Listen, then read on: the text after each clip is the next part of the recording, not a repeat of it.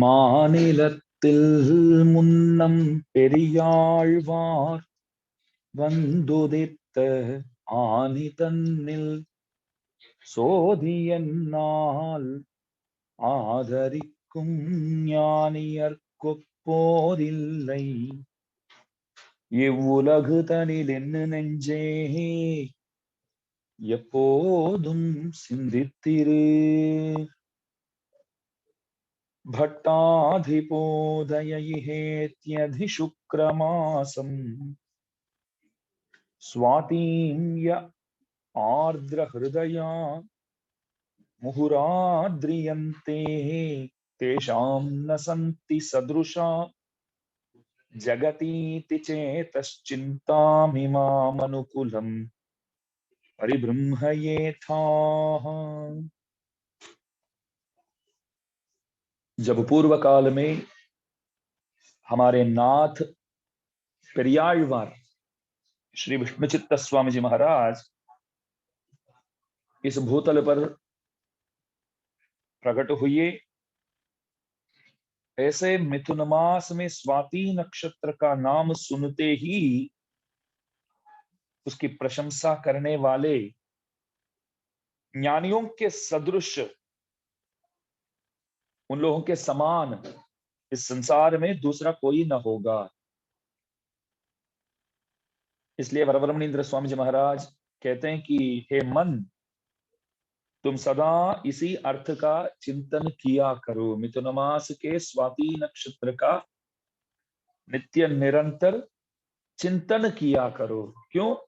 इस धरातल में विष्णुचित्त स्वामी जी महाराज वही दिन आए, उनका अवतार उसी दिन हुआ।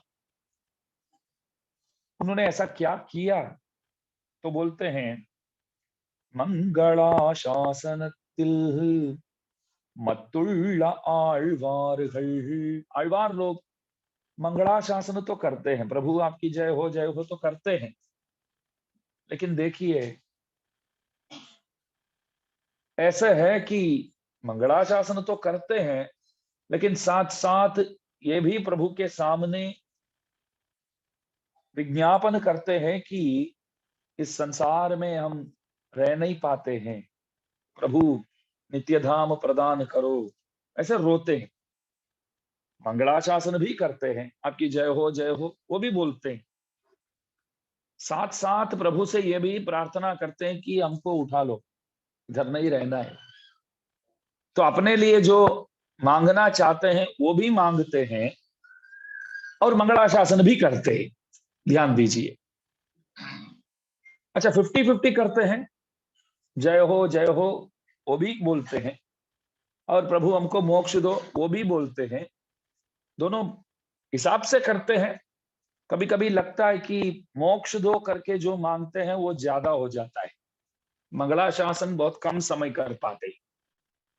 प्रभु आपकी जय हो के 2-3 बार बोलते हैं, प्रभु मोक्ष दो, आपसे मिलना है, वैकुंठ आना है, ये जो बात है ये तो अनेक बार बोलते हैं।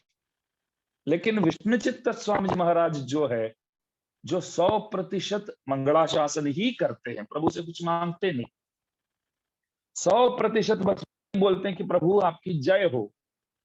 भगवान को भी लगता है कि देखो बाकी सब आழ்वार जितने भी हुए मंगलाशासन तो करते हैं, लेकिन साथ साथ नित्य धाम आना है, वैकुंठ आना है, कब आ पाऊं, कब देख पाऊं, कब सेवा कर पाऊं, ऐसे रोते हैं। लेकिन एकमात्र विष्णुचित्त जी ऐसे मिले, वो सब पूछते ही नहीं, वो बोलते कि प्रभु आप खुश रहो। तो देखिए, कल मैंने बताया था, आप राजा के सभा में गए विष्णुचित्त स्वामी जी महाराज, वहां जाकर के परतत्व निर्णय अनेक प्रमाणों को लेकर के आप वहां सबको बहुत अच्छी तरह समझाया कि श्रीमन नारायण जो है, लक्ष्मीपति जो है, वो ही परमात्मा है। लक्ष्म्या स ऋषिकेशः देव्या कारुण्य रूपया रक्षक सर्व सिद्धांते वेदांतेषु च गीयते। शास्त्रों में इस तरह कहा गया है, जो लक्ष्मीपति है, लक्ष्मी के नाथ जो है, वो है परमात्मा। तो शास्त्रों इस तरह जब कहते हैं तो शास्त्र वाणी पर, शास्त्रों के वचन पर विश्वास रखे, भरोसा रखे, प्रभु नारायण को ही परमात्मा परम तत्व मान करके जीना हमारे लिए कर्तव्य है। तो इसलिए देखिए, विष्णुचित्त स्वामी जी महाराज परतत्व निर्णय किया तो अपने आप जो वहां शुल्क लगाया हुआ था वो नीचे उतर के स्वामी जी के गोद में वो धन राशि जो है वो उनके गोद में गिरा। राजा खुश हो गया एकदम। तो मालूम पड़ गया ऐहिक सुख तो मेरे पास तो भरपूर है, आमुष्मिक सुख, क्योंकि एक ब्राह्मण ने तो बोला था राजा को, इस शरीर छोड़ने के बाद आत्मा को अगर कुछ अच्छा पाना है, सही जगह जाना है, तो उसके लिए प्रयत्न यही करना होगा। एक ब्राह्मण ने राजा को बताया था। तो उसके लिए करना क्या है? गुरुजी एक थे वहां, वो बोले कि परमात्मा निर्णय, परमात्मा को पहचानो, बस एकमात्र उपाय वही है। तो अभी मालूम पड़ गया परमात्मा कौन है। तो आगे क्या करने का है? उस परमात्मा के प्रति भक्ति करके, शरणागत हो करके प्रभु से मिलना है, बस इतना ही। तो उपकार किया किसने? विष्णुचित्त स्वामी जी महाराज ने। तो राजा खुश होकर के एक अद्भुत नाम दिया विष्णुचित्त स्वामी जी को, श्री भट्टनाथ करके नाम दिया। श्री भट्टनाथ स्वामी जी महाराज की, ऐसा राजा ने बोला। सब बोले जय हो भट्टनाथ, जो पंडितों में श्रेष्ठ हुई, विद्वानों में जो श्रेष्ठ हुई। देखिए, जैसे आप सभा में आए थे सुबह, तब सब हंसने लगे आपको देख करके, माली कहाँ आ गए। माला हार बनाने वाले बस वही जानते हैं कहाँ विद्वान है। विद्वान लोगों के श्रेणी में बैठने के लिए भी योग्य नहीं। ऐसे वैसे सबने बातचीत किया था, लेकिन आप गए और आपने बहुत सुंदर प्रवचन दिया वहां। राजा भी खुश हो गया, वहां जितने भी मौजूद थे विद्वान लोग भी खुश हो गए। अब राजा प्रसन्न होकर के एक नाम दिया। क्या नाम दिया? श्री भट्टनाथ नाम दिया।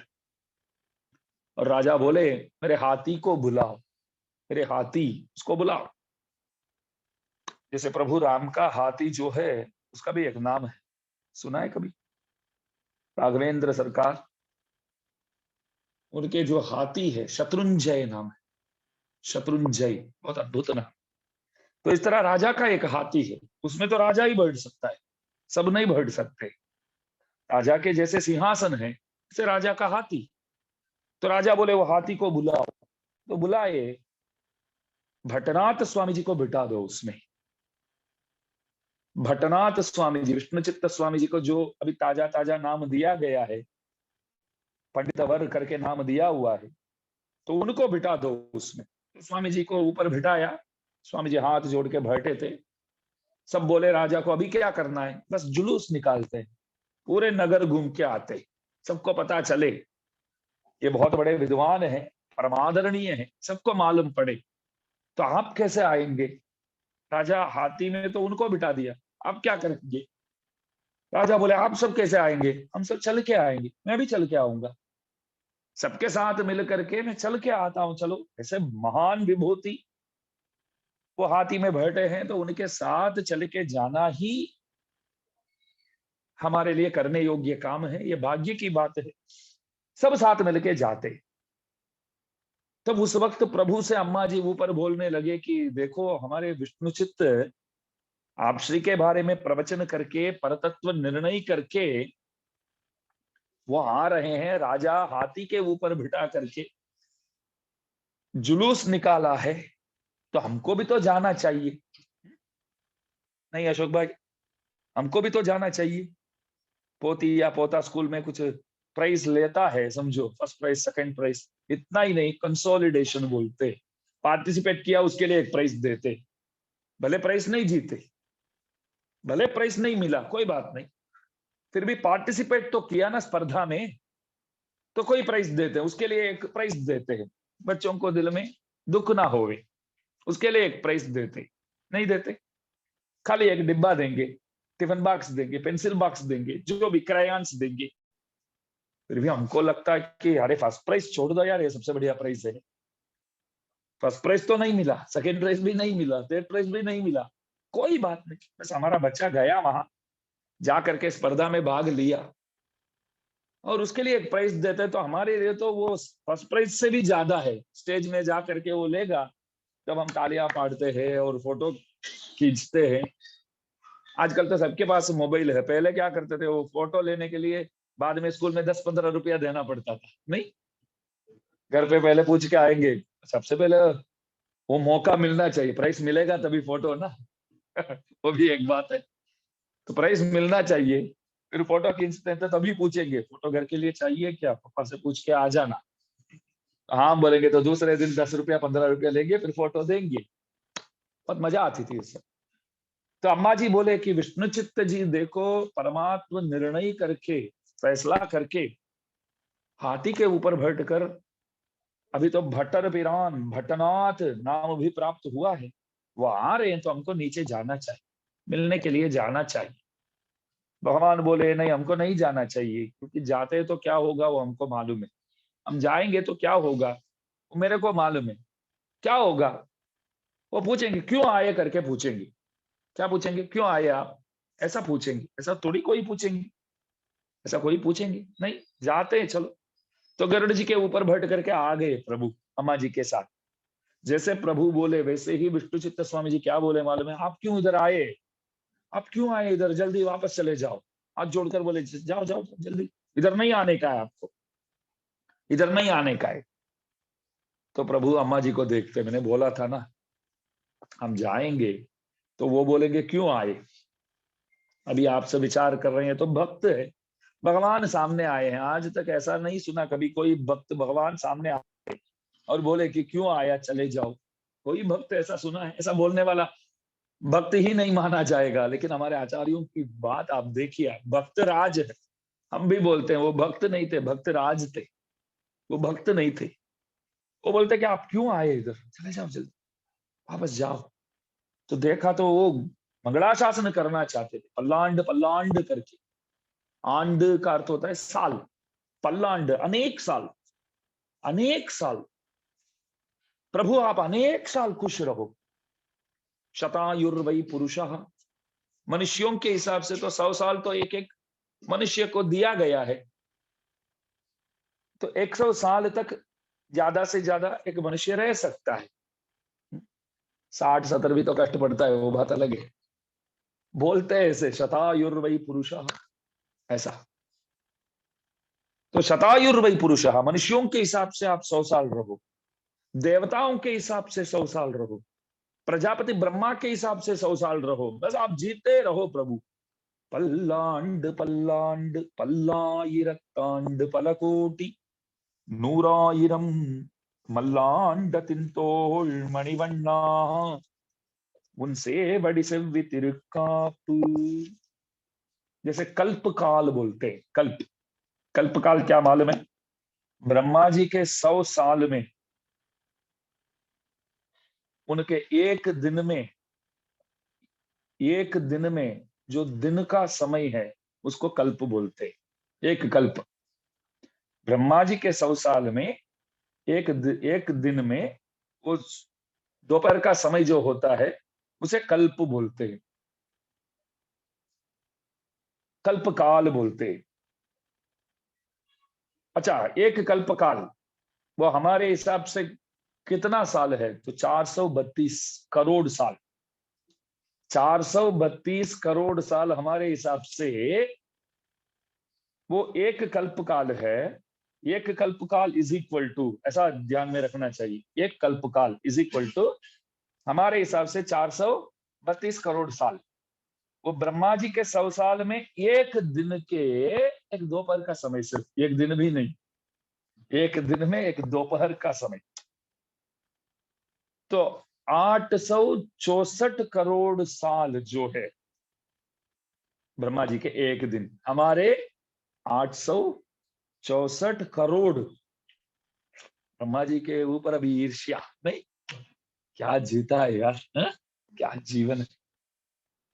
तो 864 करोड़ साल ब्रह्मा जी के एक दिन। इस तरह 360 दिन आप ही गिन लो, मैं नहीं गिन सकता। इस तरह 360 दिन जो है वो ब्रह्मा जी का 1 साल। इस तरह 100 साल ब्रह्मा जी का एक आयुष्य, एक ब्रह्मा का आयुष्य। बोल, अभी सब बैठ जाएंगे कैलकुलेटर लेके, कितना होता है। ब्रह्म पद में, सत्यलोक में ब्रह्मा जी जो बैठे, एक ब्रह्मा का भी उनका 50 साल होगा। अभी जो ब्रह्मा बैठे हैं उनके 50 साल हो चुका है। अभी द्वितीय अपरार्धे 50 साल से अधिक, अभी तो वडील हो गए वो, अभी दूसरे भाग में है वो। परम बोलते हैं, ब्रह्मा जी का आयुष्य का नाम है परम। परम माने तो 100 साल, 50 हो गया इसमें, अभी 50 के बाद वो 51 में है, 52 में है, 61 में है, मालूम नहीं है। मगर 50 हो करके वो पीछे के जो भाग है वो अभी जी रहे हैं वो। तो विष्णु चित्त भी लिख के रखना पड़ता है, नहीं तो कहाँ याद रहता है बोलो। तो बोले विष्णु चित्त स्वामी जी प्रभु को देख करके, आप इधर क्यों आए प्रभु, इधर नहीं आना था, क्यों नहीं आना इधर। बोलिए, बोलते कि यहाँ दुष्ट लोग बहुत है, नास्तिक लोग बहुत है, आपको इधर नहीं आना चाहिए, आपको देख करके कुछ कर देंगे तो। हम बोलते हैं कि अरे प्रभु को कहो ना, क्या कर सकते हैं। दिमाग काम करता है ना, दिमाग जब काम करना चाहिए तब काम नहीं करता है हमारा, जब करना चाहिए तब नहीं करता है। लेकिन ये सब बातों में अवश्य काम करता है। हम बोलते हैं कि प्रभु का क्या होने वाला है यार, ये तो मस्त मानस है, कुछ नहीं होगा, कोई कुछ नहीं कर सकता, कोई कुछ प्रभु का बिगाड़ नहीं सकता। ये बात सही है। वो रक्षक है, हम रक्ष्य है। वो रक्षक है, हम रक्ष्य है। फिर भी रक्ष्य वस्तु हम हैं, रक्षक वो है। लेकिन साचा भक्त, उनका स्वभाव ऐसा होता है, वो खुद को रक्षक समझता है और रक्षक को रक्ष्य वस्तु समझता है। खुद को रक्षक समझता है, मैं रक्षक हूं, वो रक्ष्य वस्तु है। बहुत संभालना पड़ेगा, प्रभु को बहुत संभालना पड़ेगा। हमारे श्रीरंगम में 1000 साल पहले की बात है, जब भी प्रभु रंगनाथ सवारी के लिए बाहर निकलते हैं तो सवारी करके वापस आते हैं पीछे, जैसे अंदर आते हैं वैसे दो आचार्य एक दूसरे को आलिंगन करते हुए, एक दूसरे को वैसे गले मिलाते हुए, गले मिलते हुए खूब रोते थे। जब भी सवारी करके प्रभु आते ना, बाद में रोते थे, दोनों रोते थे, दो आचार्य रोते थे। कौन कौन? एक गोविंदाचार्य जी, रामानुज स्वामी जी के प्रिय भैया, और एक दाशरथ स्वामी जी, रामानुज स्वामी जी महाराज के जो बांजा, दोनों रोते थे। सब आचार्य विचार करते थे, ये दोनों क्यों रोते हैं, सवारी हो करके प्रभु जब भी आते हैं तब दोनों क्यों रोते हैं। दोनों ऐसे ऐसे करते करते, आओ आओ आओ, ऐसे ऐसे करते करते आनंदाश्रु बहाते हुए रोते थे। तो पूछा क्यों रोते हैं भाई, ना? अच्छा नहीं लगता है? बोले कि नहीं, ऐसी बात नहीं है, संसार में सिर्फ दुष्ट जन ही भरे हुए, संसार में और कौन मिलेंगे आपको, दुष्ट जन ही भरे हुए हैं। तो यहाँ प्रभु अच्छी तरह घूम के फिर के सवारी करके वापस आए हैं ना, तो हमको अविश्वास आया ऐसा लगता है। देखो, प्रभु के बारे में सोचते, भक्त जो है प्रभु के बारे में सोचता है। विदुर जी, विदुरस्स महामति ही, पुराण में इस तरह कहा गया। विदुर जी को बोलते विदुरस्स महामति ही। प्रभु दुर्योधन के वहां दूत बन के आए। दुर्योधन ने विचार किया कि एक ऐसे एक गड्ढा बना देने का है, पूरा गड्ढा, और ऊपर ऐसे बिछा देंगे कुछ शाल वगैरह, अथवा जो नीचे बिछाते हैं वो सब बिछा देंगे, और एक जूता आसन ऊपर रखेंगे, कुर्सी रखेंगे। प्रभु जैसे बैठेंगे तो अंदर गिरेंगे, अनेक मल्लों को, अनेक राक्षसों को नीचे रखते, प्रभु अंदर गिरेंगे, वो सब मार डालेंगे प्रभु। तो कन्हैया जैसे आए, बोले कि उसी में बैठूंगा मैं, क्योंकि प्लान तो भले दुर्योधन का है, मैंने उस दिन भी बोला था, प्लान दुर्योधन का है, एग्जीक्यूट करने वाले तो भगवान है। बोले कि मैं इसी में बैठूंगा, तो अंदर गिरे। दुर्योधन को बहुत अच्छा लगा, हाँ गिर गए क्या, मैंने जैसे प्लान किया। भगवान बोले प्लान तो आपका नहीं है अभी, आइडिया अच्छा लगा तो मैंने अपना लिया, आइडिया आपके दिमाग में तो आया, बात सही है, लेकिन मेरे को लगा कि ये दुर्योधन भी बहुत होशियार है, बढ़िया सोचता है, आइडिया देता है, तो ये हम करते हैं अभी। तो अंदर गए तो सबको बंद करके प्रभु बाहर आए। ये विदुर जी देख रहे थे, इस दृश्य सामने वो देख रहे हैं, कितने अच्छे हैं विदुर जी, देखो। फिर प्रभु विदुर के घर जाते हैं, साग विदुर घर खाए, दुर्योधन के मेवा त्यागियो साग विदुर घर खाए। वहां पहुंचे, आप मानेंगे नहीं, प्रभु घर के अंदर आए तो विदुर जी प्रभु को बैठने ही नहीं दिया आखिर तक। आखिर तक जब तक रहे वहां बैठे ही नहीं। कोई कोई ऐसे होते हैं घर जाते हैं तो अंदर आइए करके भी नहीं बोलते, नहीं आइए करके नहीं बोलते, ठीक है अंदर जाने के बाद बैठिए करके नहीं बोलते। अरे हम अपने आप घुस गए, चलो बोले ना बोले अंदर जाना ही है तो गए, कम से कम बोलना चाहिए कि बैठिए। कोई भी आवे, भले अपना दुश्मन आवे। अभी तो प्रभु आए हैं विदुर जी के वहां, और विदुर जी तो महात्मा है, कोई सामान्य तो नहीं है, भक्ति भावना वाला है, लेकिन प्रभु को बैठने ही नहीं दिया। एक आसन तो उन्होंने तैयार किया, वैसे तो बहुत गरीब व्यक्ति थे, दिलदार थे, पैसों के हिसाब से देखा जाए तो गरीब व्यक्ति, तो घर पे ऐसे बिठाने के लिए कोई आसन भी ठीक नहीं था। तो उन्होंने सोचा कि अभी किसी ने थैल एक 5 किलो डिब्बा जो लाया था वो इस्तेमाल किया था, तो बाहर पड़ा था वो टिन जो होता है ना, दुकान पे तो होता ही इतना बड़ा बड़ा टिन नहीं होता है, तो वो टिन बाहर देखा तो लेके आ गए समझो। वो टिन रख दिया तो उसके ऊपर कुछ बिछा दिया, बस वही आसन। ठीक है वो तो आसन तो आपने कर दिया कुछ व्यवस्था, तो प्रभु बैठने जाते तो खींचते हैं हाथ पकड़ के, ए रुको रुको रुको इधर आ जा, ठीक है क्या आसन में एक बार देख लो आसन बराबर है।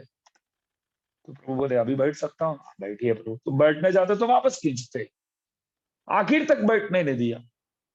और जाते जाते प्रभु बोले आसन तो था यार मगर बैठना ही नहीं दिया, क्यों? तब विदुर जी बोले देखो मैं बहुत घबरा गया हूं, दुर्योधन ने जो आपको किया वो मैंने देखा पास में, मैं वहीं काम करता हूँ, काम तो महल में ही करता हूँ, हर महीना पगार जो है वही देता है, मेरे को खुद पे भी अभी भरोसा नहीं है कि क्योंकि खाता हूं वो जो देता है वही खाता हूं, तो मुझे लगता है कि उन्हीं का स्वभाव मेरे में भी है। तो आपको मैं कोई परेशान ना करूं, आपको कष्ट ना दूं, मेरे को भी मालूम ना हो, क्योंकि आहार शुद्धि जो है वही तो सत्व शुद्धि को लाने वाला है, आहार वही देता है, तो उनका स्वभाव मुझ में भी तो आ सकता है, मेरे में भी तो आ सकता है, इसलिए खुद पर मैं भरोसा नहीं करता हूं, इसलिए बैठने ही नहीं दिया आपको। बोलो विदुरस्स महामति ही बोलते हैं, महाज्ञानी विदुर बोलते हैं पुराण में, कहा महाज्ञानी। देखो भगवान को तो कुछ होने वाला ही नहीं है,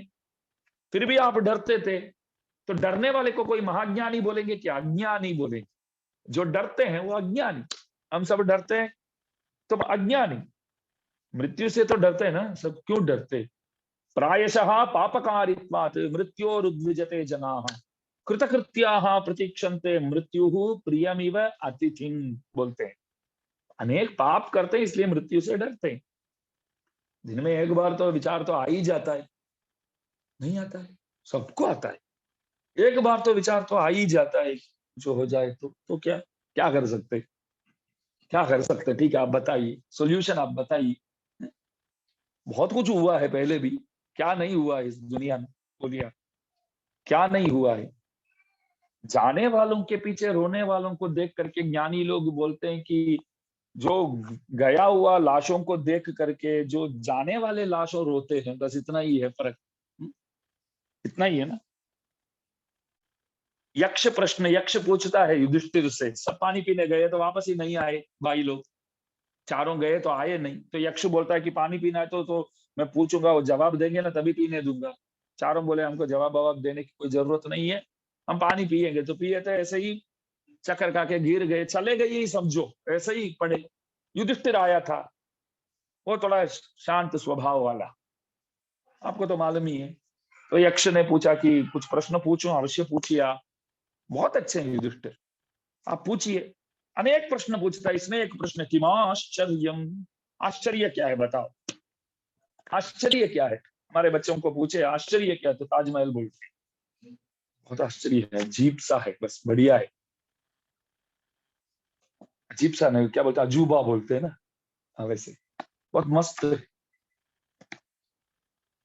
आश्चर्यम किमाश्चर्यम पूछा गया तो युधिष्ठिर बोलते हैं अहन्य हनि भूतानि गच्छन्ति है यमालयम, रोजाना कोई ना कोई जाता ही रहता है, रोजाना कोई ना कोई तो यमराजा के वहां पहुंचते ही हैं, फिर भी जो लोग जिंदा है ना वो लोग ऐसा समझ करके बैठे हैं कि हम यहीं बस यहीं रहने वाले हैं हम, ऐसा समझ के बैठे हैं ना। इससे बढ़कर क्या आश्चर्य है। सामने लोग जाते तो देखते हुए भी हम समझते हैं कि हमारा कुछ नहीं, हम इधर ही रहेंगे हमेशा। यही आश्चर्य है।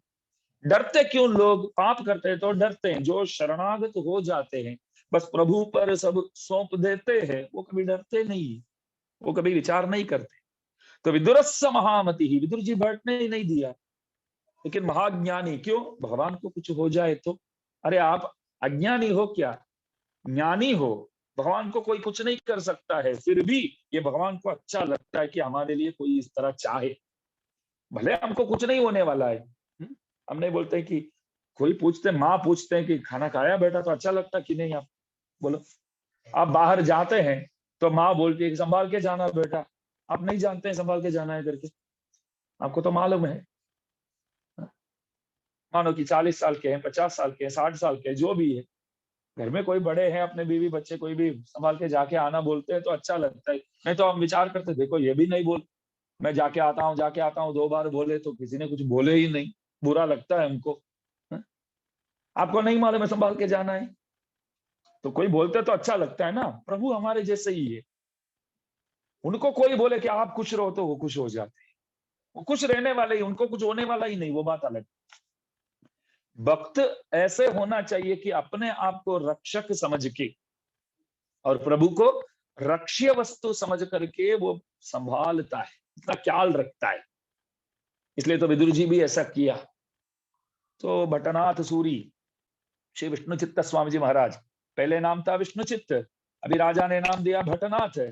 अभी वो पल्लांड पल्लांड करके गा रहे हैं, पल्लांड पल्लांड पल्लाइरत्तांड पलकोटि नूराइरम मल्लांड तिंतोल मणिवन्ना। प्रभु बोले, अरे बाहुओं को तो देखो यार, बलशाली हूँ, 8 पैक्स वाला हूँ, सामान्य नहीं हूं मैं, एक्सरसाइज जिम वगैरह जाता हूँ, मजबूत हूं मैं, तू चिंता मत कर।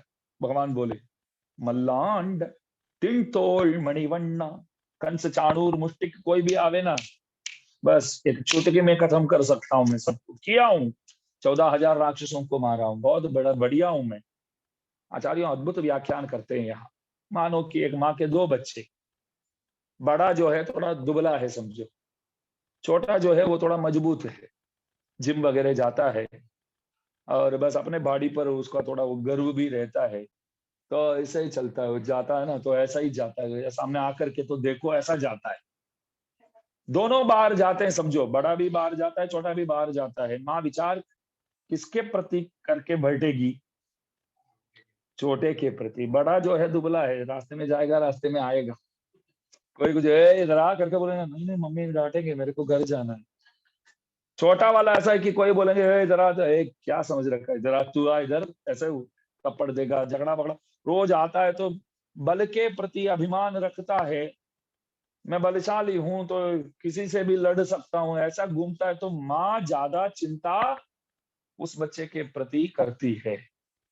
ठीक इसी प्रकार जब भगवान बोले ना बलशाली हूं, स्वामी जी बोले इसलिए डर लगता है अभी। है? आप किसके साथ लड़ने जाएंगे, प्रभु कुछ हो जाए तो? आप दुबले होते तो कोई दिक्कत नहीं है, चिंता नहीं करते हैं। उनसे वडिशव्य तिरुकाप अडियो मोडुम निन्नोडुम पिरिबिन्नी आयरम पल्लांड। प्रभु मैं चाहता हूं कि आप भी हमेशा खुश रहो, मैं भी हमेशा खुश रहूं। भगवान बोले, आप भी तो स्वार्थ हो गए, अभी तो स्वार्थी लग रहे हैं, आप अपने लिए प्रार्थना कर रहे हैं। स्वामी जी बोले, मैं मेरे लिए इसलिए बोला कि जब तक आप रहेंगे तब तक मैं भी रहना चाहता हूं। इसलिए रहना चाहता हूं कि आपकी जय हो जय हो जय हो बोलने के लिए कोई चाहिए, इसलिए मैं रहना चाहता हूं। मेरा और कोई काम नहीं चाहिए, मेरे को और कोई इच्छा नहीं है। जब तक आप है तब तक मैं भी रहना चाहता हूं। क्यों? मंगलाशासन करता रहूं, उद्देश्य वही है। हम भी रहना चाहते हैं 100 साल, क्यों रहना चाहते हैं? बंधु परिवार उनके साथ बहुत पैसे इकट्ठे करके एक वैभवी जीवन, उसके लिए रहना चाहते हैं। वो क्या बोलते हैं, मेरे को वो सब दो ना दो, चाहिए ही नहीं, मेरे को देंगे तो भी नहीं चाहिए, मेरे को यही चाहिए कि बस आपके सन्मुख बैठ करके आपकी जय हो, आपकी जय हो, आपकी जय हो बोलता रहूं। उसके लिए मैं रहना चाहता हूँ।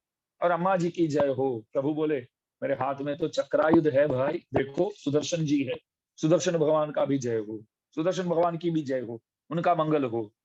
फिर प्रभु पांचजन्य को दिखाए, यहाँ अद्भुत व्याख्यान है, देखिए आप। अपांचजन्यम, देखो ये पुस्तक ये मेरे सामने है, तो मैं बोलूंगा कि इस पुस्तक उधर रखो, ऐसा बोलूंगा। मानो वहां से एक पुस्तक यहाँ लाना है, तो क्या बोलूंगा, इस पुस्तक इधर लाओ नहीं बोलूंगा, उस पुस्तक इधर लाओ बोलूंगा। ये इस उस का तो समझ में आता है ना, ये वो, इस उस। नजदीक है तो क्या बोलते हैं, इस पुस्तक, ये पुस्तक। दूर हो तो उस पुस्तक, वो पुस्तक, ये सब बोलते हैं। भी सामने प्रभु खड़े हैं, एकदम निकट में आ गए, पांचजन्य दिखाते हैं। तो इस पांचजन्य का भी मैं मंगलाशासन करता हूं, पांचजन्य की जय हो बोलना चाहिए, इस पांचजन्य बोलना चाहिए। लेकिन स्वामी जी क्या बोलते हैं, जैसे दूर पे खड़े हैं प्रभु, उस पांचजन्य की भी जय हो, उस पांचजन्य का भी मंगल हो। हमारे आचार्य यहाँ पूज्य कृष्णपाद स्वामी जी महाराज व्याख्यान करते हैं, क्यों ऐसा बोलते हैं।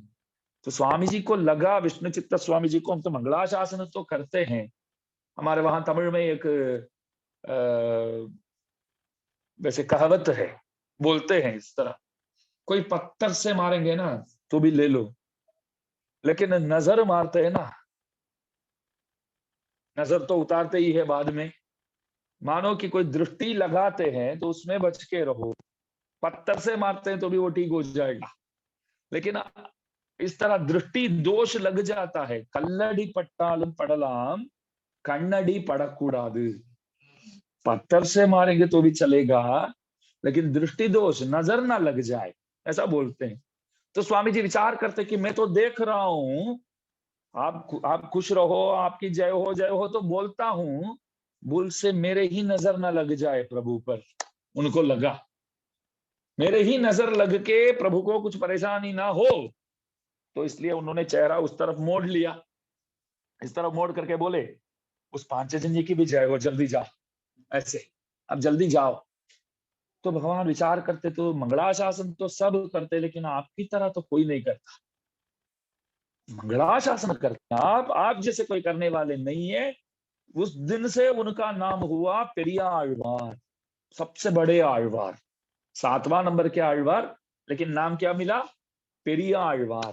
तो पहले विष्णुचित्त थे, फिर भट्टनाथ हुए, फिर आखिर पेरिया आழ்वार। कोई तो गाते हैं इस पाशुर में, मंगलाशासनத்தில் மத்துள்ள ஆழ்வார்கள் தங்கள் ஆர்வத்தளவுதான் நீ பொங்கும் பரிவாலே வில்லிபுத்தூர் பட்டர் பிரான் பெத்தான் பெரியாழ்वार என்னும் பெயர்। कल बोला था मैं विष्णु चित्त स्वामी जी के बारे में, कितने पाशुर दिए हैं वरवर मुनिंद्र स्वामी जी महाराज। क्या बात है, मस्त बोले सर, 5 पाशुर। कोई कोई आழ்वार के बारे में 2, ज्यादातर 1, और यहाँ तो इनके पीछे 5, क्योंकि नाम ही पेरिया आழ்वार है, सबसे बड़े आழ்वार है। मंगलाशासन करने में आप अग्रेसर है, अग्रगण्य है, तो 5 पाशुर देते हैं। पेरियाழ்वार जो है वो दिव्य प्रबंधों में चतुसहस्र गीति, जो नालायर दिव्य प्रबंधम जो बोलते हैं, उसमें 2 प्रबंध पेरियाழ்वार स्वामी जी से दिया हुआ है। एक त्रिपल्लांड मंगलाशासन प्रबंध, नाम ही वही है। பல்லாண்டு பல்லாண்டு பல்லாயிரத்தாண்டு பல கோடி நூறாயிரம் மல்லாண்ட தின்தோள் மணிவண்ணா உஞ்சேபடி செவ்விதிருக்காப்பு அடியோமோடும் நின்னோடும் பிரிவின்னி 1000 பல்லாண்டு படிவாய் நின் வலமார்வினில் வாழ்கின்ற மங்கையும் பல்லாண்டு படிவார் ஜோதி பரத்துறையும் சுடராழியும் பல்லாண்டு படைபோர் புக்கு முழங்கும் अपांच संनियमम पल्लांडे। अभी 2 पाशुर बोला मैं, ये जो है 2 पाशुर है। इस तरह इस प्रबंध में 12 पाशुर है, इस तरह इस प्रबंध में 12 पाशुर है। और इसके अलावा पेरियाழ்वार तिरुमொழி करके एक प्रबंध उन्होंने दिया है, 400 से अधिक पाशुर है उसमें। पूरे कृष्णानुभव जो है, कृष्णानुभव श्री विष्णु चित्त स्वामी जी जैसे, मतलब पेरियाழ்वार जैसे किसी ने किया ही नहीं, समझो। कृष्णानुभव, कृष्ण कन्हैया के बारे में आप जैसे कोई जानते ही नहीं। यशोदा मैया के भावना को आप स्वीकार करके भगवान के बारे में, कन्हैया के बारे में ऐसे वर्णन किए हैं, तो प्रभु को, कन्हैया को पूरी तरह जानने वालों में आप आगेवान हो। तो 2 ग्रंथ उन्होंने दिया है, एक त्रिपल्लांड मंगलाशासन प्रबंध और दूसरा पेरियाழ்वार तिरुमொழி। यहाँ वो बताते हैं கோதிலவாம் ஆழ்வார்கள் கூறு கலைக்கெல்லாம் ஆதி திருப்பல்லாண்டானதுவும் வேதத்துக்கோமென்னும் அது போகோல் உள்ளதுக்கெல்லாம் சுருக்காய் தான் मंगलमादलाल। इसमें कहते हैं कि जैसे वेदारंभ करते हैं, समझो भायवस्तो भायवस्तदेवो वत्सविता करके जो वेदारंभ शुरू करते हैं, अभी मैंने थोड़ा शुरू करके तो दिखाया, ऐसा ही नहीं शुरू करेंगे। सबसे पहले क्या बोलेंगे? हरि ही ओम, वो बोल के ही शुरू करेंगे। जब भी वेदारंभ शुरू करते हैं और जैसे वेद समाप्ति करते हैं तो आगे पीछे क्या लगाएंगे? हरि ही ओम, वो बोल के ही शुरू करेंगे। वो बोल के ही शुरू करना है और वो बोल के ही समाप्त करना है। जैसे वेदों के लिए इस तरह नियम है, ठीक इसी प्रकार दिव्य प्रबंध अनुसंधान जब करते हैं, जब दिव्य प्रबंध गाना शुरू करते हैं तो सबसे पहले क्या गाएंगे? ये त्रिपल्लांड गाएंगे। श्री शैलेश दया पात्रम बोल के, प्रणतोस्मि नित्यम बोल के, फिर हम सीधा कहां जाते हैं? गुरुमुख मनदीत्य प्राह वेदान शेषान। देखो अभी विष्णु चित्त स्वामी जी महाराज का वैभव तो 2 दिन से हम देख रहे हैं, उनका कथा तो मैंने सुनाया आपको। ये जो तनियन रोज आप लोग बोलते हैं गुरुमुख मनदीत्य प्राह वेदान शेषान, ऐसा बोलो ना, तभी आपको समझ में आता है, तभी आपको लगता है कि हाँ ये हम बोलते हैं।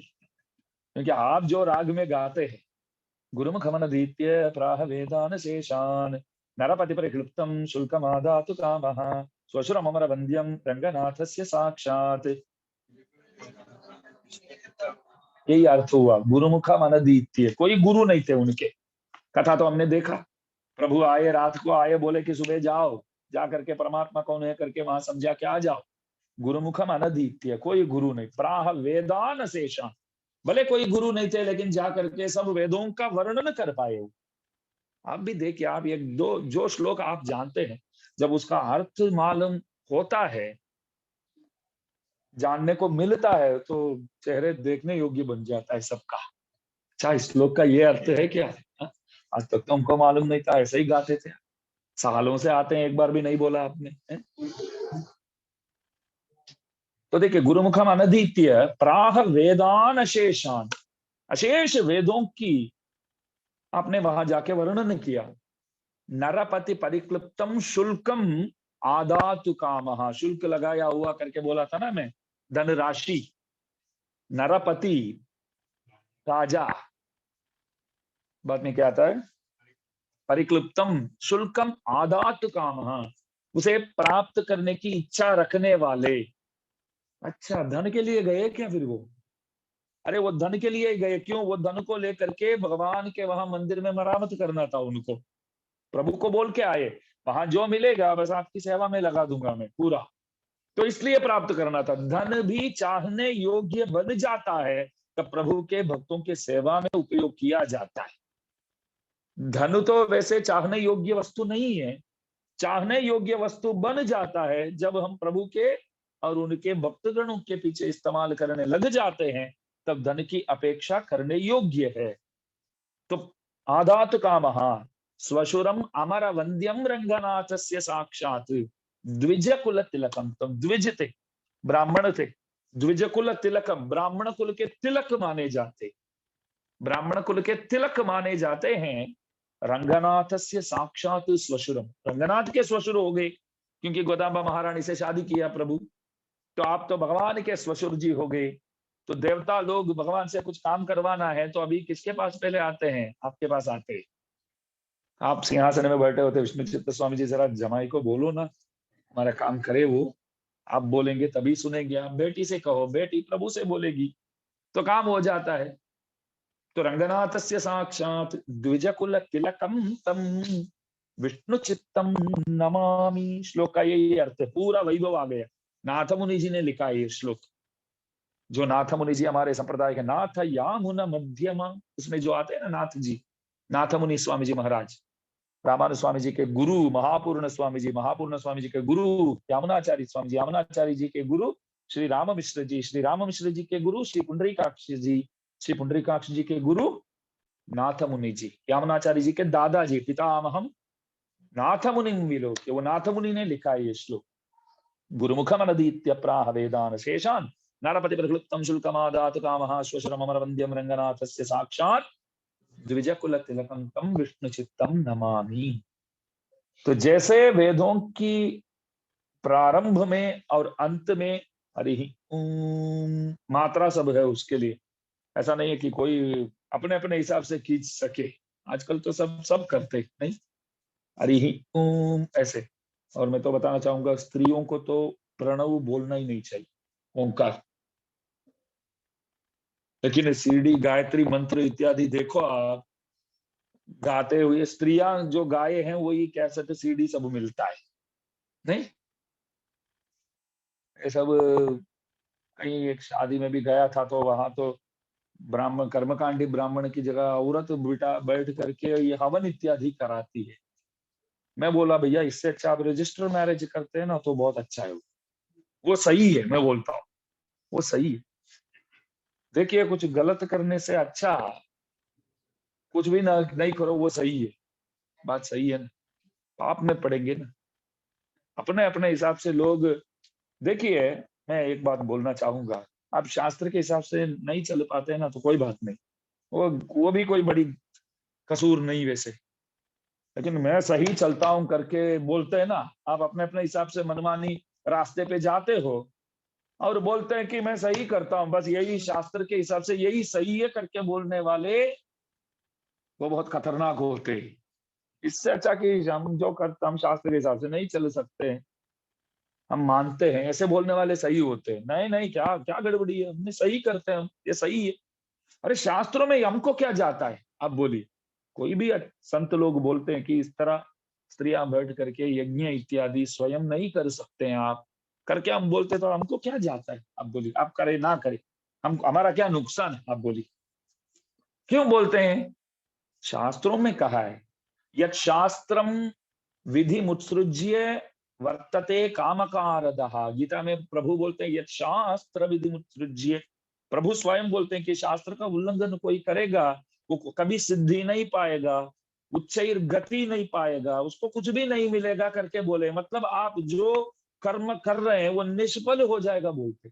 बोलो आप, वो जो आप कर रहे हैं वो निष्फल हो जाएगा। मैं नहीं बोलता आप गुस्सा करना तो नहीं ऐसे करो, वही है ना बात। प्रभु से करो, गीताचार्य से करो। स्त्रियों को ओंकार भी नहीं बोलना चाहिए। हम वोम करके नहीं बोल सकते हैं, ऐसा पूछना भी गलत है, क्योंकि नहीं बोल सकते हैं करके पूछकर भी बोल देते हैं ना। प्रणव बोलना चाहिए। प्रणव नहीं बोल सकते हैं ऐसा पूछ सकते हैं, हम प्रणव नहीं बोल सकते। प्रणव बोल सकते हो लेकिन प्रणव को नहीं बोल सकते हो। ओंकार वो करके जो है वो नहीं बोल सकते। एकमात्र आप समाश्रित हो तो अष्टाक्षर मंत्र नारायण मंत्र में जो आगे लगाते हैं, एकमात्र वो स्पेशल अधिकार दिया गया है। हाँ वो कैसे, उसमें भी तो आता है प्रणव। अगर बोलना नहीं है तो कभी भी नहीं बोलना है। आप अपना धर्म है इसलिए आप थोड़ा फ्लेक्सिबिलिटी होते हैं, थोड़ा आप बोलते कि अपना धर्म का है ना बात इसलिए चलेगा, सगवट वाला धर्म है? ऐसी बात नहीं है। मैं उसके लिए भी एक समाधान देता हूं मैं आपको। हमारे वहां है ना बुधवार और शनिवार ज्यादातर लोग क्या करते हैं, पूरे शरीर में अभ्यंग स्नान बोलते, तेल लगाएंगे और शिखा इत्यादि पाउडर रखेंगे और थोड़े आधे घंटे पौने घंटे के लिए बस तेल लगा करके इधर उधर घूमेंगे।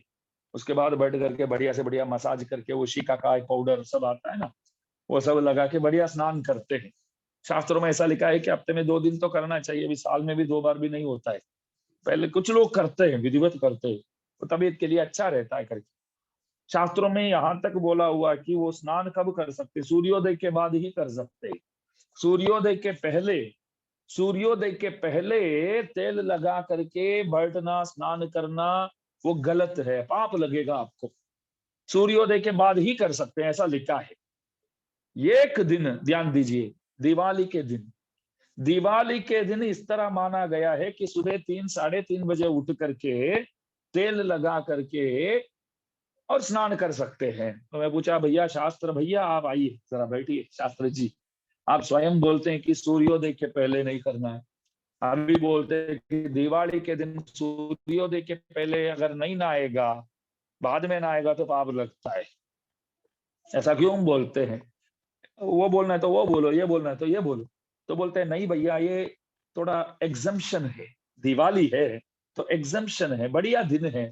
और उस दिन ऐसा माना जाता है कि सुबह के समय आप नल खोलेंगे ना अपने घर पे, उसमें जो पानी आता है उसमें गंगा मैया रहती है।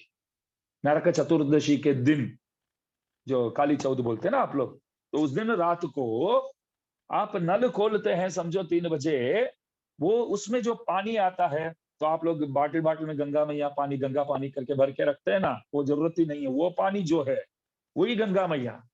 लेकिन भर के रखने के बाद शाम को वो गंगा मैया नहीं है, वो समय में सुबह 3, 3:30 बजे जो सब पानी में अम्मा जी गंगा मैया जो है वो समावेश हो जाती है। तो इसलिए उस दिन सुबह करना चाहिए। तो ध्यान दीजिए, सुबह होने के पहले तेल लगाकर, शिकाकाई लगाकर स्नान करना वर्जित है, शास्त्रों ने मना किया हुआ है। लेकिन दिवाली के दिन करना ही चाहिए करके बोला है ना। ठीक इसी प्रकार प्रणव आप लोग नहीं बोल सकते हैं अगर समाश्रित है। जैसे दिवाली के दिन सुबह, उसी न्याय यहां लगा दो, दिवाली के दिन जैसे सुबह उठ करके अभ्यंग स्नान कर सकते हैं, इस प्रकार आप इस मंत्र के उच्चारण के समय सिर्फ प्रणव तब बोल सकते हैं, बाकी कभी नहीं बोल सकते। गायत्री मंत्र इत्यादि बोल ही नहीं सकते। अरे पाठ करते हैं स्वामी जी हम गायत्री मंत्र, अरे आपको पाठ करने के लिए तो अनेक मंत्र मौजूद है, ऐसी बात नहीं। और मैं सच बताऊं, स्त्रियों के लिए तो शास्त्र में जो कहा गया है, आप घर के सदस्यों के प्रति जो सेवा आप लोग करते हैं ना, इससे बढ़कर आप लोगों के लिए कोई मंत्र, कोई जाप कुछ चाहिए ही नहीं। समय समय पर आप लोग इतना ख्याल रख के सबको, पति को ऑफिस भेजते, रोजाना एक दिन खाना बनाना है तो भी हम लोग परेशान हो जाते हैं। रोज आना सुबह से रात तक घर के एक एक सदस्य के प्रति, उनके लिए क्या चाहिए, इनके लिए क्या चाहिए, है? सबको पसंद हो वै ऐसे खाना बनाना चाहिए, ऐसा तो कभी बनता ही नहीं है। आपको एक अच्छा लगता है, बच्चों को एक अच्छा लगता है, सब ध्यान रख करके तपस्या जीवन आप तो वैसे भी जी रहे हैं। तो इसलिए तो आपको तो देखो, बाकी सब भक्ति भावना वाले बन जाए, उसके पीछे आप लोगों का ही हाथ है। तो इससे बढ़कर क्या, वो गायत्री मंत्र ही चाहिए कि आपको? मैं बोलता हूँ कि साक्षात गायत्री माता जो है वो आप लोग है हमारे लिए तो, है? गायत्री माता के आकार है, आप सब स्वरूप है। तो इसलिए कोई बोलते ही ये नहीं करना चाहिए तो वो मान लेना उचित है, इसमें कोई गड़बड़ी नहीं है। फिर ऐसा बोलते हैं कि नहीं देखिए ये सब है ना, ये पुरुष लोग ऐसे करते हैं, ये गायत्री मंत्र हम नहीं कर सकते हैं क्या? नहीं कर सकते तो नहीं कर सकते, है तो देखिए आप ही लोग तो, बच्चे तो पैदा तो आप ही करते हैं, मैं बोलूं हम क्यों नहीं कर सकते? तो नहीं कर सकते हैं, और क्या। पुरुष क्यों नहीं कर सकते? नहीं कर सकते, बस, और क्या। देखिए, जो एक परिवार ठीक चलना है, एक देश ठीक चलना है, तो उसके लिए शास्त्रों बहुत कृपा करके, शास्त्रों को हमारे प्रति बहुत प्यार है, बहुत लगाव है। सबसे पहले वो हमको महसूस होना चाहिए।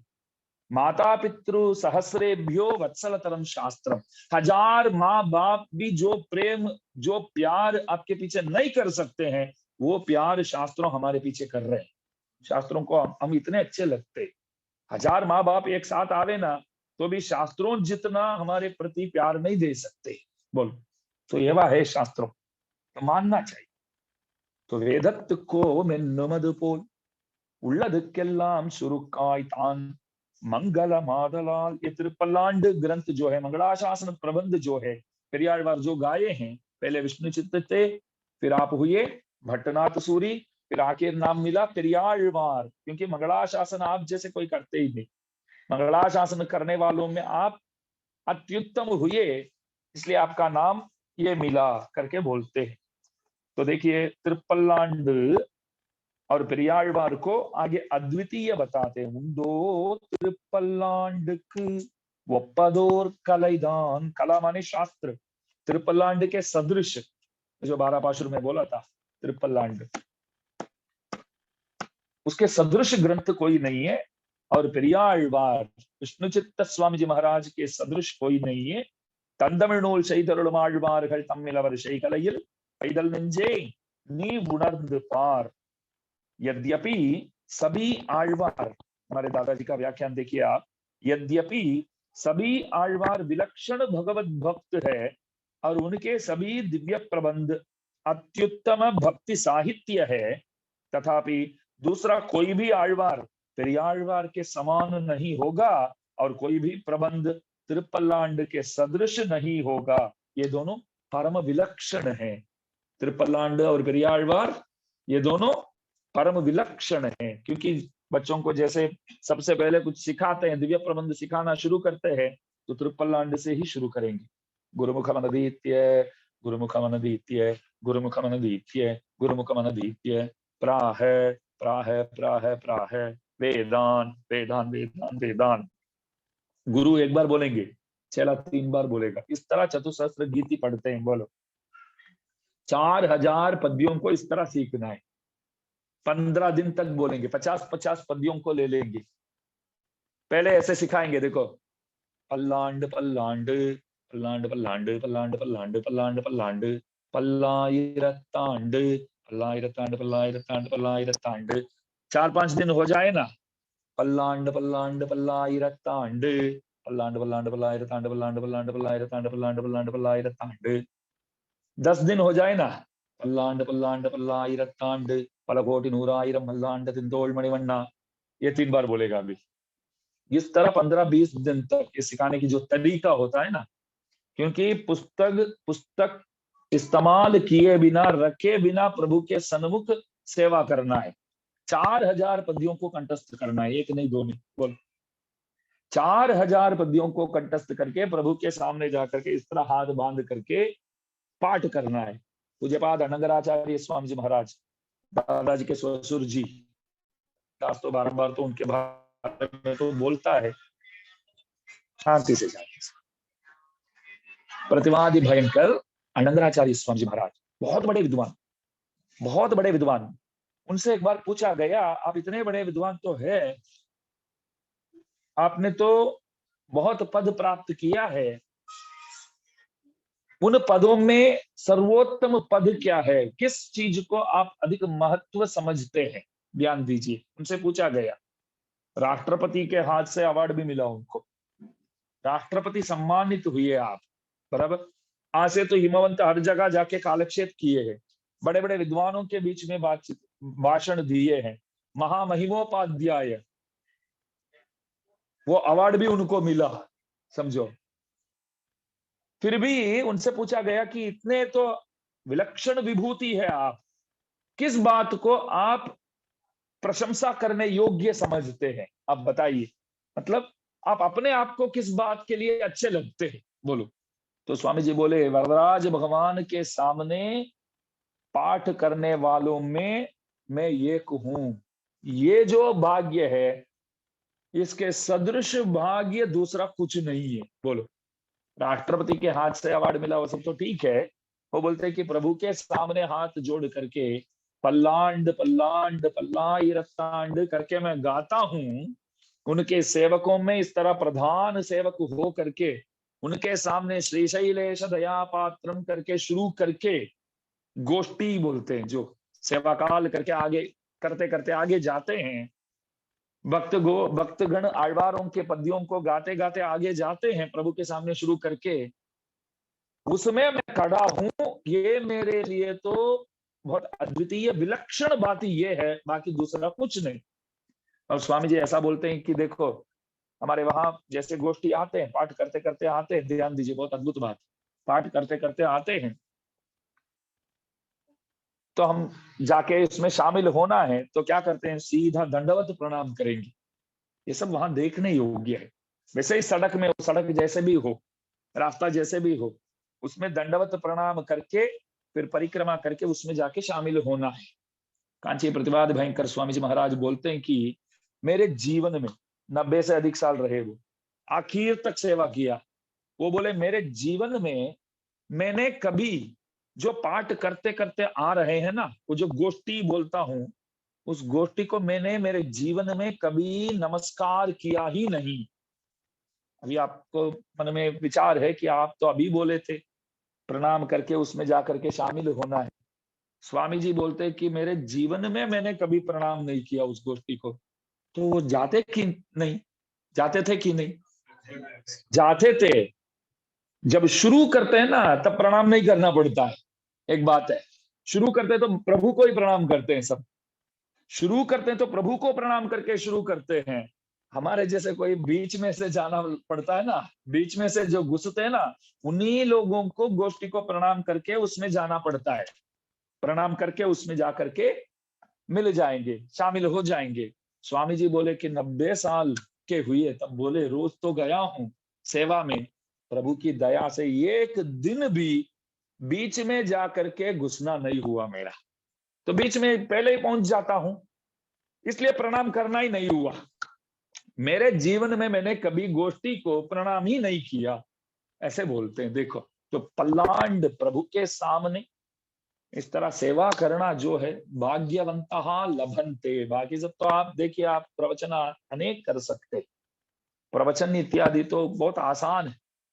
प्रभु के सामने उनके प्रधान सेवक हो करके उनके सन्मुख पल्लांड पल्लांड पल्लाही रत्तांड इस तरह गाना, उन लोगों के समान विभूति इधर भी नहीं है और नित्य विभूति में भी नहीं है, वैकुंठ में भी नहीं मिलेंगे।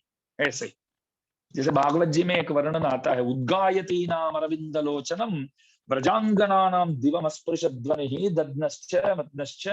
जैसे ये दधि मंथन करते हैं ये गोपी गण, तो दर्द तो बहुत होगा ना, नहीं बोलते हैं पीछे बहुत दुखता है करके। तो काम तो करना पड़ेगा, काम तो करना ही पड़ेगा औरतों को। तो काम करते करते अपने थकावट को भूलने के लिए क्या करेंगे, भगवान का नाम लेते लेते ऐसे खींचेंगे। भगवान का नाम लेते लेते जब नाम लेते हैं, वो नाम जो है वो वैकुंठ तक पहुंचता है। आचार्य लिखते हैं क्यों वहां तक पहुंच करके ये नाम क्या काम करता है, नाम का क्या काम क्या है वहां। वहां के लोगों से वो नाम बोलता है कि यहाँ रहने वाले प्रभु नीचे कन्हैया बन करके आ गए। वहां के रहने वालों से नाम बोलता है, यहाँ रहने वाले प्रभु नीचे कन्हैया बन करके आ गए, तो आप लोग इधर क्या कर रहे हैं, नीचे आ जाओ ना, ऐसे बुलाने के लिए वहां तक पहुंचा है ये घोष जो है, ये जो आवाज। तो देखिए स्वामी जी महाराज बहुत अद्भुत सेवा करते थे। तो त्रिपल्लांड प्रभु के सामने गाना नित्य सूरियों के भाग्य में भी नहीं है। तो इसलिए इस पाशुर में कहते हैं कि त्रिपल्लांड के और आழ்वार के सदृश कोई नहीं है, ऐसा बोलते हैं। और आगे गोदा देवी, मधुर कवि सूरी और रामानुज स्वामी जी, इन तीनों को पकड़ करके एक साथ इन तीनों के वर्णन करते हैं। इन तीनों को एक साथ क्यों लिया गया, इन तीनों के बारे में इस तरह वर्णन क्यों करते हैं, वो आगे कल हम देखेंगे। तो आज के दिन विष्णु चित्त स्वामी जी महाराज के बारे में जानने को मिला। तो मिथुन मास के स्वाति नक्षत्र के दिन आपका अवतार हुआ। गरुड़मान के अंश, गरुड़ जी के अंश माने जाते हैं आप। वैसे तो अम्मा जी के पिताजी, गोदा देवी के पिताजी तो प्रभु के ससुर जी भी हुए। इतना ही नहीं, आप जाकर के वो पांड्य राजा, पांड्य देश के राजा जो थे, उनके वहां श्री वल्लभदेव करके नाम था राजा का। तो नरपति के वहां जाकर के शुल्कम आदातु कामः, उस शुल्क को प्राप्त करने हेतु तो वहां जाकर के सेवा के लिए शुल्क को प्राप्त करने के इच्छुक होकर के आप जाकर के परतत्व निर्णय किया। और राजा आपको हाथी के ऊपर बिठा करके जुलूस निकाला और नाम दिया भट्टनाथ सूरी नाम दिया। और बाद में आपने मंगलाशासन किया तो आपका नाम पड़ा प्रिय आழ்वार, सबसे बड़े आழ்वार। तो विष्णु चित्त जी, फिर भट्टनाथ सूरी हुए, फिर हुए प्रिय आழ்वार हुए। तो प्रिय आழ்वार स्वामी जी महाराज की कृपा दृष्टि हम सब पर नित्य निरंतर बनी रहे। उनकी तरह हम भी प्रभु के सामने जाते हैं तो मंगलाशासन में हम भी प्रवृत्त हो जाए, बस मंगलाशासन पर बोलते हैं, उसी में तत्पर रहे हम। तो यह हम सबको बनावे। तो ऐसी प्रार्थना के साथ भूल चुक के लिए दास क्षमा प्रार्थी है। और कल सुबह 8:15 8:30 बजे इधर आएंगे, 8 में भाग लेंगे, फिर तीर्थ प्रसाद इत्यादि प्राप्त करेंगे, फिर प्रवचन सुनेंगे त्रिपावई। जय श्रीमन। श्रीमते रम्यजा मातृमीन्द्राय महात्मने श्रीरंगवासिने भूयात् नित्यश्री नित्यमंगल।